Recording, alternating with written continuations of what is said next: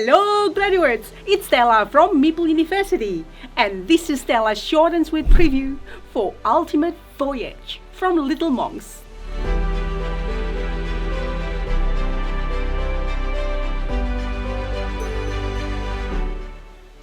This is my last opportunity to sail the seas with Admiral Jahja.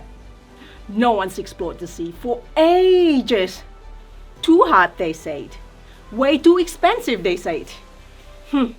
Let me prove it to you that this can be done. Let the final quest of the treasure fleet be the tale that everyone will tell forever. The game plays 1 to 4 players with mechanics such as action points, dice rolling, and point-to-point movement. The game is of medium complexity. In Ultimate Voyage, players are great explorers from the Ming Dynasty, sailing the South and the West Seas to gain prestige and profits, to complete objectives, and to have the best story in different regions for area control. Players start with one of the valuable characters that has slight asymmetric abilities, like the Merchant, Commander, Healer, and more. Each start of the round, the 3 deity dice are rolled to determine modifiers for everyone's action strength. The dice range from -3 to 3, but could be modified further if you roll plus or minus. When it's your turn, you'll pick a deity token and pick an action card. The strength of an action is determined by where your card is. The rightmost card has a strength of 5. The leftmost is 1 plus the deity token and can also give up resources to add to your action strength. So, the main actions are: you can sail. The wind, the arrow, and season will determine how many points you need to move to a different port and region. Yep, this is a good time to move to the south. The wind is helping us. It'll be smooth sailing. When you move to a new region, you draw an encounter card, usually give you choices to complete it by meeting the objectives or giving up resources to gain something useful. You can trade. Pay the cost with action strength to gain a trade goods in the area. Gives you benefits such as prestige or profit points, ability or story points for the region. You can explore, which is gaining these knowledge cubes.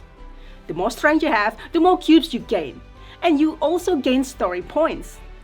Knowledge can be spent to upgrade your cards, gain private objectives, or do the matching colored action. You can do diplomacy. A good peaceful option. Count the difference between your action strength and the port strength, and the difference will increase or decrease the affiliation. Other effects can contribute to this, but when you increase it to the top, you gain prestige points, story points, and you add your cube, becoming a tributary, and that's good. And if fighting is kinda your style, or if it's strategic to do so, then there's combat. You need to exceed the port strength plus die roll with your strength. Points if you win, but if you lose prestige. Or you can put that brute strength to more productive use by building buildings. Or both. There's also scout action, letting you use excess action strength to look ahead at the goods and encounters in future ports, or spend the whole turn gaining resources. You want to focus your actions also in completing objectives, for this is one of the main source of points, like collect 2 spices, ooh, yum, or collect 5 goods, or be warmonger in the Indian Ocean. After 9 rounds, or when one player completes both the prestige and profit tracks, or one player completed 4 objective cards, or poor Jahja is not here with us anymore, the game ends.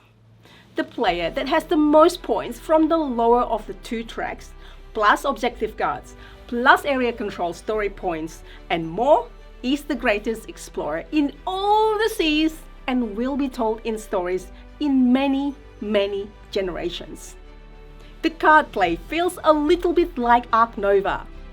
The rightmost card has the most powerful action, but you reset all the cards all at once and rearrange them at the end of the round instead of one turn at a time. The most important part of any voyage is getting home safely, right? Return to Nanjing with any of your ships, and you get to build layers of the wonderful porcelain tower, with 1 victory point each layer.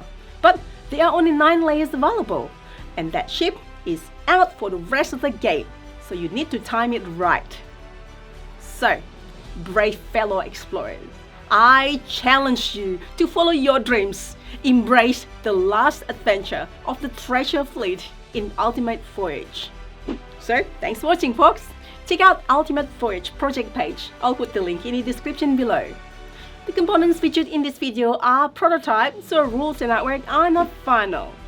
You would help us by like the video, subscribe and hit the bell, and comments below if you have any questions. I also share my board games journey on Instagram and our other YouTube channel, Meeple University Shorts and Live. Hopefully I will see you there too. See you next time.